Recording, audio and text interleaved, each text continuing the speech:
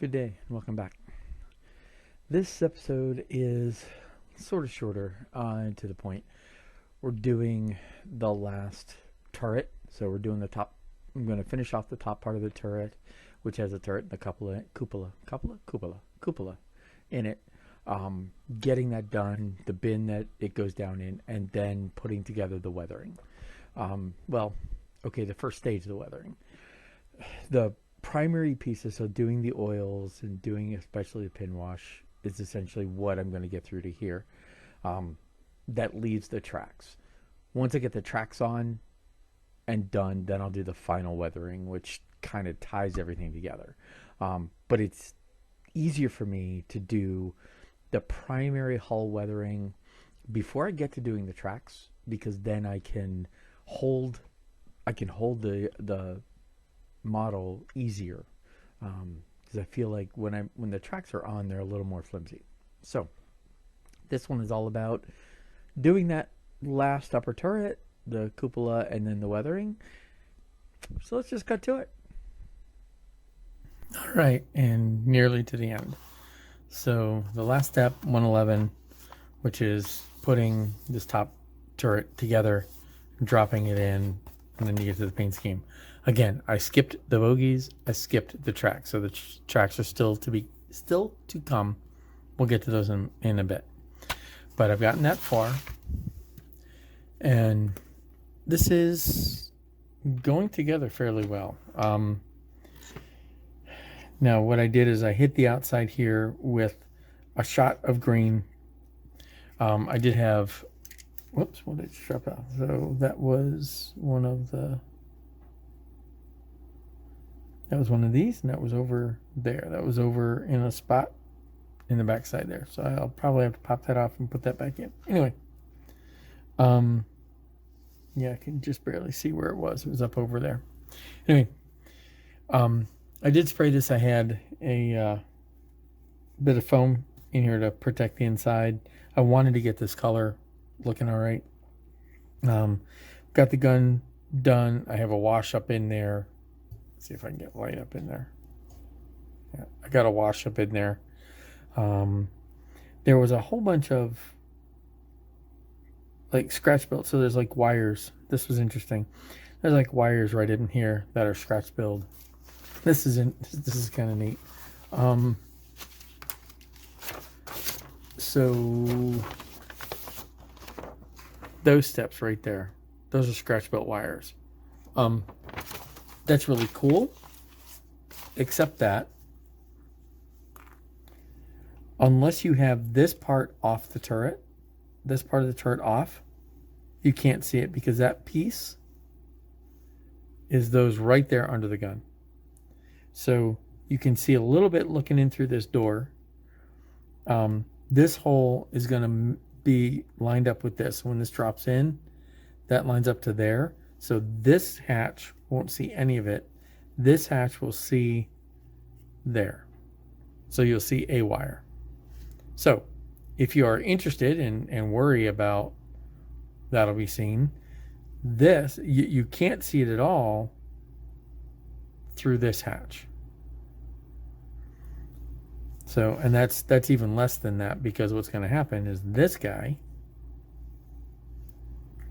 drops in here. So if you have this hatch open, you're going to see even less. Now this hatch will be open. I currently have it put together with this stuff.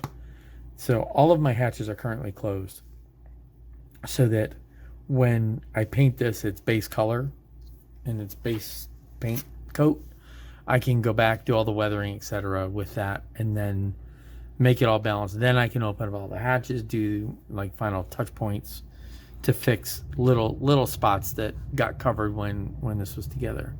So I dropped this guy in here. Probably pick an angle like that, pick an angle like that, and there we go. Put this in place and glue it. Hit this all, spray paint it. Go down, do all of the base coating, then come back and do all of the transfers, do all of the weathering, seal it down, put on the bogies, put on the tracks, then this will be ready and done. Then I'll pop all of the hatches off. Like these hatches will pop off. This hatch will open up. This will open up. You can see that hatch is open, but it has the thing. I have to detail paint that back to white. That has that hatch is over in the thing. So if I pull that out, I can see into that hatch. I'll open that hatch. You can see what I'm doing, right? So that's where we are. I'm gonna go ahead and put this in, put this together. Then the next thing I have to do is go and do all of the tracks, which is next up. Okay, so we have the assembly done. We have the base painting done. The next thing to do, right? So this thing will go in here. I just got it sit on. The next thing to do is to start looking at the weathering. So I want to weather kind of in 2 stages. I'm thinking what I'm going to do is leave the hatches closed for the majority of the weathering and then open them up to do the final bit. So that's what I'm going to do. But before I can weather, get that off.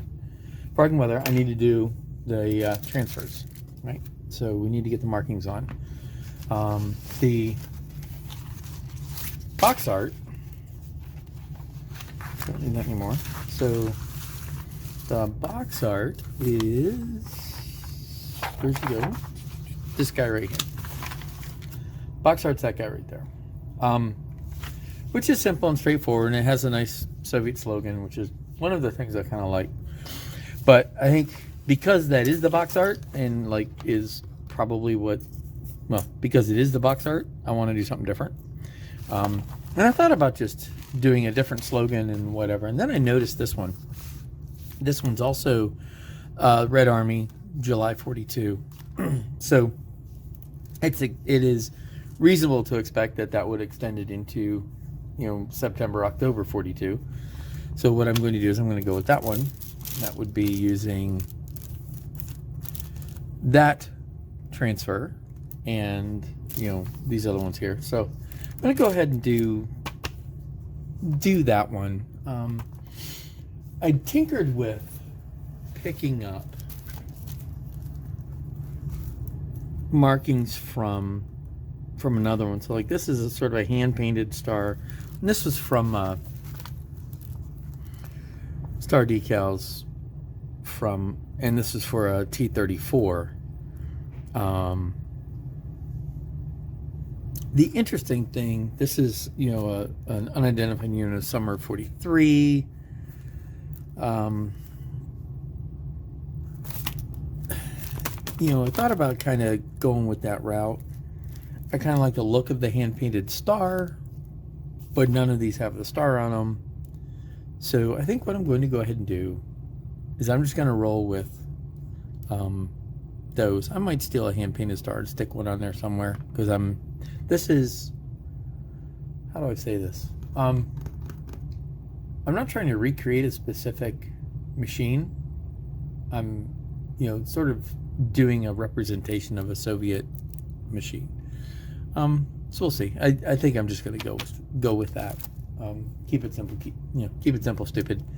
So I'll go down that route. I'm not going to video doing the transfers. There's one thing, one little tool that I use that I haven't pointed out, and it dawned on me that I hadn't.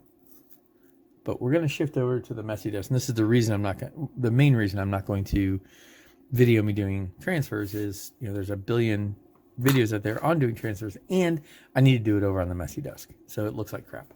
But what I am going to do here is I'm going to shift over there real quick and point out this one little. So here we are at the messy desk, and I don't have the stand handy, but this is what I wanted to point out. And this is just a little coffee cup warmer.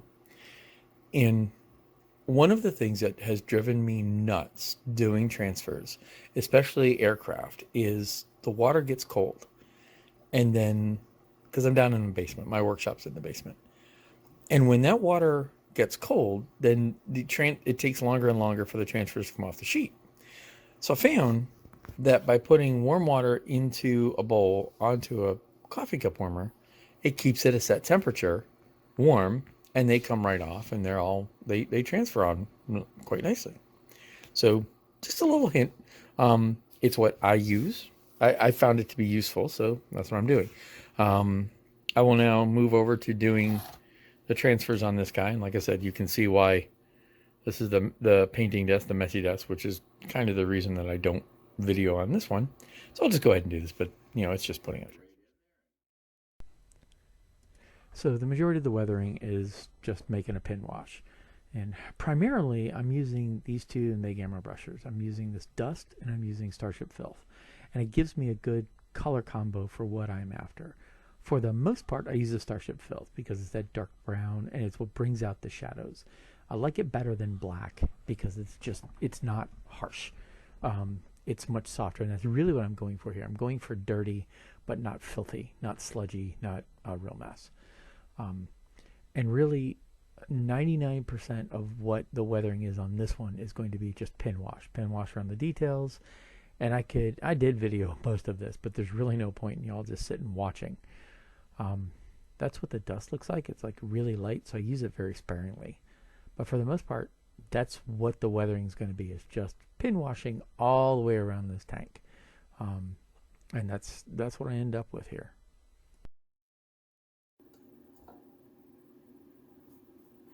All right, so I have this for the most part done.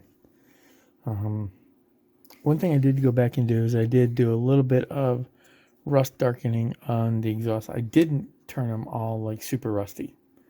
Because I kind of felt like that would be going over the top. I also did very minimal chipping. This is mostly just dirt weathering. And the only other bit of real weathering I'm going to do will be dust. So for the most part, this is as dirty as it's going to get until I get the tracks on and then the dust. So we are almost done. And then the door came off because I was fiddling with it. I had to fiddle with that door to get that done.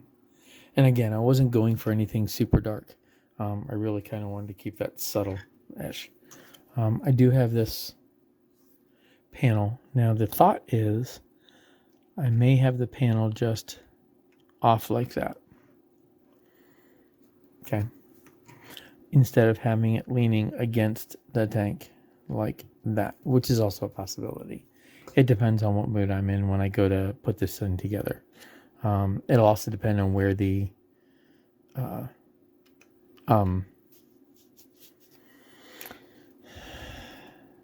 figures, there we go. It'll depend on where the figures are standing around. I like the idea of it being up on top, just looking a little more dynamic. I had thought, and this is one of the things, I had thought about having that up, this panel up and braced, but then it looked like it was a little precarious. And I was thinking a tank crew probably wouldn't do that. They'd probably pull it off rather than brace it up and risk it falling on top of them just because, ouch. So I'm going to leave this one down, leave it glued in place.